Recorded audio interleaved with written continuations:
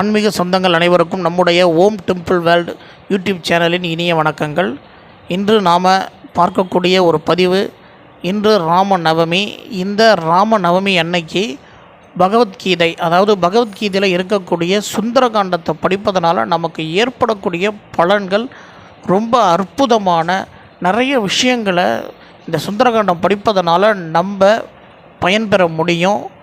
அது என்னென்ன பயன்கள் அதனால் கிடச்சிருக்கு அப்படிங்கிற முழு பதிவையும் இந்த காணொலியில் நம்ம முழுசாக பார்க்க போகிறோம். நம்ம இன்றைக்கி சொல்லக்கூடிய இந்த பதிவுகளை பார்த்தீங்கன்னு சொன்னால், தயவு செய்து யாரும் இந்த வீடியோவை ஸ்கிப் பண்ணாமல் முழுசாக பாருங்கள். அப்போ தான் இந்த சுந்தரகாண்டம் படிப்பதனால நமக்கு என்னென்ன நன்மைகள் ஏற்படும், எந்தெந்த விஷயத்தை இந்த சுந்தரகாண்டம் படிப்பதனால நம்ம என்னென்ன விஷயத்தை சாதித்து கொள்ளலாம் அப்படிங்கிறத நம்ம தெளிவாக முக்கிய விஷயத்தை தான் இதை தெளிவாக சொல்லப்பட்டிருக்கோம். அனைவரும் வீடியோவை ஸ்கிப் பண்ணாமல் பாருங்கள். வாங்க இன்றைக்கி வீடியோக்குள்ளே போகலாம். நம்முடைய சேனலுக்கு முதல்ல நீங்கள் வர்றதா இருந்தால் நம்மளுடைய சேனலை லைக் பண்ணுங்கள், ஷேர் பண்ணுங்கள், சப்ஸ்கிரைப் பண்ணுங்கள். அருகில் உள்ள பெல் பட்டனை ப்ரெஸ் பண்ணி ஆல் அப்படிங்கிற ஆப்ஷனை செலக்ட் பண்ணிவிடுங்க.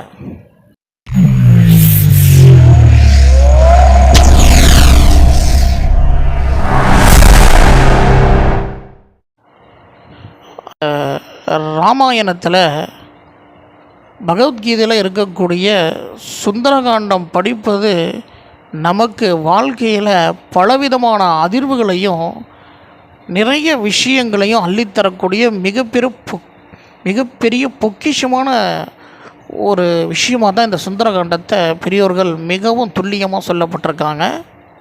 அப்படிப்பட்ட சுந்தரகாண்டம் படிப்பதனால நமக்கு ஏற்படக்கூடிய அற்புதமான பலன்களும், இதை தொடர்ந்து படிப்பதனால நமக்கு கிடைக்கக்கூடிய அள்ள குறையாத பல விஷயங்களை பற்றி தான் இன்றைக்கி நம்ம பதிவை பார்க்க போகிறோம். தொடர்ந்து வாங்க, நம்ம என்னென்ன விஷயங்கள் நமக்கு கிடைக்கிது இந்த சுந்தரகாண்டம் படிப்பதனால, எந்த கடவுளுடைய அனுகிரகம் நமக்கு முழுதாக கிடைத்து நம்ம எடுக்கக்கூடிய அனைத்து காரியங்களும் வெற்றி பெறப்போகுது அப்படிங்கிறதையும் பார்ப்போம். இந்த சுந்தரகாண்டத்தை நம்ம ஒரே நாளில் படிப்பதனால, அதாவது 1000 நாக்குகள் கொண்ட ஆதிசேஷனால் கூட இந்த விஷயத்தை விரிக்க முடியாது. அதாவது 1000 நாக்கு கொண்ட ஆதிசேஷன் பாம்பால் கூட நம்ம இந்த சுந்தரகாண்டத்தை ஒரு நாள் படிக்கக்கூடிய பலன்களை பற்றி விரிக்க முடியாது அப்படிங்கிற ஒரு மிகப்பெரிய விஷயம் இந்த சுந்தரகாண்டத்துக்கு இருக்கிறதா சொல்லப்படுது. சுந்தரகாண்டத்தில் உள்ள ஒவ்வொரு சர்க்கமும் மாபெரும் மந்திர சக்திகளுக்கு இணையானது என்று ஆன்மீக சான்றோர்களும் பெரியோர்களும் ஆச்சாரியார்களும் மிகவும் விசேஷமாக சொல்லியிருக்காங்க. சுந்தரகாண்டம் படிப்பது தொடர்ந்து நம்ம படித்து கொண்டே இருக்கும் பொழுது கடவுளை, அதாவது பகவானாக நம்ம அவர்கிட்ட நெருங்கி அவருடைய அருளாசிகளும் முழுவதுமாக சீக்கிரம் பெற முடியும் அப்படின்னு சொல்லப்பட்டிருக்கு. இந்த சுந்தரகாண்டத்தை ஆத்மார்த்தமாக படிக்கும்போது வாழ்க்கையில் ஏற்படக்கூடிய துக்கங்கள், கஷ்டங்கள், ஏமாற்றங்கள், அவமானங்கள் எல்லாத்தையுமே ஒரு முடிவுக்கு கொண்டு வந்துடும் இந்த சுந்தரகாண்டத்தை படிப்பதனால அப்படின்னு சொல்லப்பட்டிருக்கு. இந்த சுந்தரகாண்டத்தை முறைப்படி வாசித்து வந்தால் காலதாமதமாக இருக்கக்கூடிய தடைப்பட்ட திருமணம் கூட விரைவில் நடந்தே தீரும், நல்ல அருமையான வாழ்க்கை அமையும் அப்படின்னு சொல்லப்பட்டிருக்கு இந்த சுந்தரகாண்டம் படிப்பதனால. இந்த சுந்தரகாண்டத்தை படிப்பதனை பாராயணம் செய்து அனுமனை வழிபட்டு வந்தால் அறிவு பெருகும், ஆற்றல் கூடும், மங்காத புகழுடன் வாழலாம், நினைத்த காரியத்தில் வெற்றி நிச்சயம், துணிச்சலும் தைரியமும் பிறக்கும், இழந்த அனைத்து விதமான எந்த விஷயத்தை நம்ம சொத்துகளோ மன நிம்மதிகளோ எதை இழந்திருந்தாலும் அனைத்தையும் மீட்டு கொடுக்கும் இந்த சுந்தரகாண்டம் படிப்பதனால அப்படின்னு சொல்லப்பட்டிருக்கு. செய்த பாவங்கள் அனைத்தையும் இந்த சுந்தரகாண்டத்தை படிப்பதனால அனைத்து விதமான பாவங்களையும் போக்கும் அப்படின்னு சொல்லப்பட்டிருக்கு. நம்ம பாவங்களை போக்குறதுக்காக பல நதிகள்லையும் கடல்கள்லையும் நீராடி நம்ம ஓடி இந்த பாவங்களை தீர்க்கணும், நம்முடைய கர்மாவை போக்கணும்னு நினைக்கிறோம். ஆனால் வீட்டில் இருந்தபடியே கடவுள் முன் இந்த சுந்தரகாண்டத்தை படிப்பதனால நம்ம எப்படிப்பட்ட பாவங்களும் விலகி போகும் அப்படின்னு இந்த சுந்தரகாண்டத்தில் சொல்லப்பட்டிருக்கு.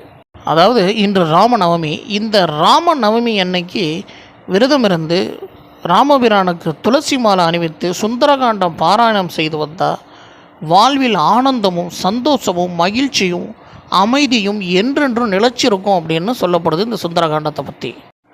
ராவணனின் பிடியில் இருந்த சீதாதேவி தாயார் ஸ்ரீ ராமருடன் சேர்ந்து வாழக்கூடிய நம்பிக்கையை கொடுத்தது இந்த சுந்தரகாண்டம் தான் அப்படின்னு சொல்லப்படுது. அது மட்டும் இல்லாமல் இந்த சுந்தரகாண்டத்தை சீதாதேவி தாயாரும் இந்த பதிகத்தை படித்து பாராயணம் செய்திருக்காங்க அப்படின்னு சொல்லப்பட்டிருக்கு. அதனால தான் இந்த கருவுற்ற பெண்களும் இந்த சுந்தரகாண்டத்தை படிப்பது மிகவும் சிறப்பானது அப்படின்னு ஐதீகத்தில் குறிப்பிடப்பட்டிருக்கு. சனி பகவானுடைய தாக்கம், அதாவது இந்த சுந்தரகாண்டத்தை படிப்பதனால சனி பகவானுடைய தாக்கம், அதாவது ஏழரை சனி, அஷ்டமத்து சனி, கண்டக சனி, பாத சனி, இது மாதிரி சனி தசை நடப்பவர்கள் தினமும் இந்த சுந்தரகாண்டத்தை படித்து வருவதனால சுந்தரகாண்டம் படிக்கும் பொழுது சனியினால் ஏற்படக்கூடிய தாக்கத்திலிருந்தும் பிடியிலிருந்தும் விடுபட்டு அருமையான வாழ்க்கை கிடைக்கும் அப்படின்னு இந்த சுந்தரகாண்டத்தை பற்றி பெருசாக சொல்லப்படுது. அனுமன் சீதாதேவி, அதாவது இலங்கையில் உள்ள சீதாதேவியை பார்க்குறதுக்காக போகிறதுக்கு முன்னாடி கடலை தாண்டுவதற்கு ஒரு ஸ்லோகத்தை படிக்கிறார். அது சுந்தரகாண்டத்தில் உள்ள ஒரு பகுதியான ஜெய பஞ்சகம் அப்படிங்கிற பதியத்தை பாராயணம் செய்துட்டு தான் அந்த ஸ்லோகத்தை சொல்லிட்டு தான் அந்த கடலை தாண்டுறாரு. வெற்றியுடன் அந்த கடலை தாண்டி இலங்கைக்கு போகிறார் அப்படின்னு சொல்லப்பட்டிருக்கு. அந்த ஸ்லோகத்தை நம்மளும் வீட்டில், அதாவது இந்த ஜெய பஞ்சகம் அப்படிங்கிற ஸ்லோகத்தை நம்ம வீட்டில் பாராயணம் செய்யும் பொழுது வீட்டில் செல்வம் பெருகும், சகல ஐஸ்வர்யங்களும் கிடைக்கும்னு சொல்லப்படுது. அப்படிப்பட்ட ஒரு மிகப்பெரிய மகிமை இருக்குது இந்த சுந்தரகாண்டத்துக்கு. சஞ்சீவியான ஆஞ்சநேயர் போகக்கூடிய காரியத்துக்கு இந்த ஸ்லோகத்தை சொல்லிட்டு போகும்போது அந்த காரியம் வெற்றி அடையுதுன்னா, மனித பிறவியாக இருக்கக்கூடிய நம்ம இந்த சுந்தரகாண்டத்தை படிப்பதனால நமக்கு எப்பேற்பட்ட பயன்கள் கிடைக்கும் அப்படிங்கிறத நம்ம புரிந்து கொள்ளணும். ஹனுமன் சீதா பிராட்டிய அசோக வனத்தில் பார்க்குறதுக்கு முன்னாடி இந்த சுந்தரகாண்டத்தில் உள்ள ஒரு பகுதியை பாராயணம் செஞ்சுட்டு தான், அதாவது ஏற்கனவே கடலை தாண்டறதுக்கு ஒரு பதிகத்தை சொன்னார். அதுபோல் சீதாதேவியை பார்ப்பதற்கு அதாவது இந்த அசோகவனத்தில் பார்ப்பதற்கு முன்னாடி ஒரு ஸ்லோகத்தை சொல்கிறாரு. அந்த ஸ்லோகத்தை சொன்னதுனால தான் அவளுக்கு வெற்றி மேல் வெற்றி கிடைத்து அவர் நிம்மதியோடு இருந்தார். சீதா பிராட்டியை பார்த்த மன மகிழ்வில் கொண்டாடி மகிழ்ந்தார் அப்படின்னு சொல்லப்படுது. அதாவது சுந்தரகாண்டத்தை யார் ஒருத்தர் நீண்ட காலமாக தொடர்ந்து படித்து வராங்களோ அவங்களுக்கு நவகிரக தோஷமே ஏற்படாது. நவகிரகங்கள் எந்த விதமான தொல்லைகளும் இல்லாமல் நவகிரகங்களை எட்டி பார்க்காது அப்படின்னு சாஸ்திரங்களில் சொல்லப்படுது.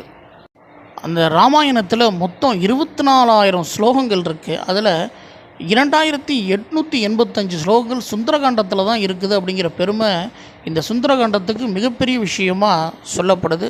அதனால தான் இந்த சுந்தரகாண்டத்துக்கு வீரியமும் சக்தியும் அதிகம் அப்படின்னு சொல்லப்படுது. நான் ஏற்கனவே சொன்னபடி ஆஞ்சநேயர் கடலை தாண்டறதுக்கு முன்னாடி ஸ்ரீ ஜெய பஞ்சகம் அப்படிங்கிற ஒரு ஸ்லோகத்தை சொல்லி தான் வெற்றி கொண்டார் அப்படின்னு நான் சொன்னேன். அந்த ஸ்லோகம், அதாவது சுந்தரகாண்டத்தில் 42வது சர்க்கத்தில் 33வது ஸ்லோகம் முதல் 37வது ஸ்லோகம் வரை யார் ஒருத்தர் புதன் மற்றும் வெள்ளிக்கிழமையில் பாராயணம் செய்து வந்தவங்களுக்கு விரைவில் திருமணம் நடக்கும். அது மட்டும் இல்லாமல் எந்த காரியங்கள் எடுத்தாலும் அதில் வெற்றி கிட்டும் அப்படின்னு சொல்லப்பட்டிருக்கு. ராமநவமி அன்று தான் ராகவேந்திர சுவாமிகள் இந்த சுந்தரகாண்டத்தை இயற்றினார் அப்படின்னு சொல்லப்படுது. ஒரு பெண் கருவுற்று முதல் நாளிலிருந்து 9 மாதம் வரை தொடர்ந்து இந்த சுந்தரகாண்டத்தை தொடர்ந்து 9 மாதம் படித்து வந்தால் கண்டிப்பாக அந்த பெண்ணுக்கு சுகப்பிரசவம் தான் ஆகும் அப்படின்னு சொல்லப்பட்டிருக்கு இந்த சுந்தரகாண்டத்தை பற்றி. அது மட்டும் இல்லாமல் கர்ப்பிணி பெண்கள் இந்த சுந்தரகாண்டத்தை படிக்கும் பொழுது கருவில் இருக்கக்கூடிய குழந்தை கூட பிறக்கும் பொழுது ஆன்மீகம் சம்பந்தப்பட்ட, அதாவது ஒரு நல்ல ஒழுக்கமான குழந்தையாகவும் ஆன்மீக சிந்தனைகள் உடைய குழந்தையாகவும் இருக்கும் அப்படின்னு சொல்லப்பட்டிருக்கு இந்த சுந்தரகாண்டத்தை பற்றி பெருசாக. காயத்ரி மந்திரத்தில் எந்த அளவு சக்தி இருக்கோ அதற்கு இணையான சக்தி இந்த சுந்தரகாண்டத்தில் இருப்பதாகவும் சொல்லப்படுது. பூஜை அறையில் பூஜை மேடையில் இந்த சுந்தரகாண்ட புக்கை வச்சு பூஜித்து தினமும் பூஜித்து வந்தால் நம்ம எந்த காரியத்தை நோக்கி நம்ம பயணிக்கிறோமோ அந்த காரியங்கள் எல்லாமே ரெட்டிப்பு வெற்றியாக கிடைக்கும் அப்படின்னு இந்த சுந்தரகாண்டத்தை பற்றி பெருசாக சொல்லப்படுது. இந்த சுந்தரகாண்டத்தை காலை மாலை இருவேளையும் படிக்கலாம் அப்படின்னு சொல்லப்பட்டிருக்கு. இன்னொரு முக்கியமான விஷயமாக இந்த சுந்தரகாண்டத்தை தொடர்ந்து ஒரு நாள் கூட இடைவெளி விடாமல் இந்த சுந்தரகாண்டத்தை படிப்பது மிகவும் அற்புத பலன்கள் அள்ளி கொடுக்கும் அப்படின்னு சொல்லப்படுது. அது மட்டும் இல்லாமல் இந்த சுந்தரகாண்டத்தை படிக்கக்கூடிய நாட்களில் அசைவ உணவுகளை கண்டிப்பாக தவிர்க்க வேண்டும் அப்படின்னு சுந்தரகாண்டத்தில் சொல்லப்பட்டிருக்கு. இந்த சுந்தரகாண்டத்தில் இருக்கக்கூடிய ஒவ்வொரு சர்க்கத்துக்கும் ஒவ்வொரு விதமான பலன்கள் உண்டு. அனைத்தையும் நம்ம இந்த கோவிலாக சென்று வணங்குகிறோம். அதற்குண்டான புண்ணியங்களை நமக்கு கிடைக்கிது. அப்படிப்பட்ட புண்ணியங்களையும் நம்ம வீட்டு பூஜை அறையில் இந்த சுந்தரகாண்டம் படிப்பதனால அனைத்து விதமான தடைகளையும், பதவி உயர்வுகளையும், நோய் நொடி இல்லாத வாழ்க்கைகளையும், செல்வங்களையும், செழிப்புகளையும், கடவுளுடைய அருளாசிகளையும், ஆஞ்சநேயரோட அருளாசி, ராமபிரானோட அருளாசி, சீதாதேவி பிராட்டியோட அருளாசி எல்லாம் கிடைத்து நம்ம வீடே ஒரு சொர்க்கமாக மாறி நம்ம வாழ்க்கை என்றைக்குமே இனிமையாக இருக்குன்னு இந்த சுந்தரகாண்டத்தில் மிகவும் துல்லியமாக குறிப்பிடப்பட்டிருக்கு. அதனால் நம்ம அனைவரும் முடிந்த அளவு இந்த சுந்தரகாண்டத்தை படித்து நம்முடைய வாழ்க்கையை மிகவும் சிறப்பான வாழ்க்கையாக அமைச்சுக்கணும் அப்படின்னு உங்கள் எல்லாரையும் அன்பாக கேட்டுக்கிறேன். இந்த சுந்தரகாண்டத்துடைய முக்கிய பயனுள்ள பதிவுகளை இன்றைக்கி நம்ம பார்த்தோம். இது உங்கள் எல்லாருக்கும் பயனுள்ள பதிவாக இருக்கும்னு நான் நம்புகிறேன். இன்னொரு ஆன்மீக வீடியோவோட உங்கள் அனைவரையும் சந்திக்கிறேன். உங்கள் அனைவருக்கும் என் இனிய வணக்கங்கள்.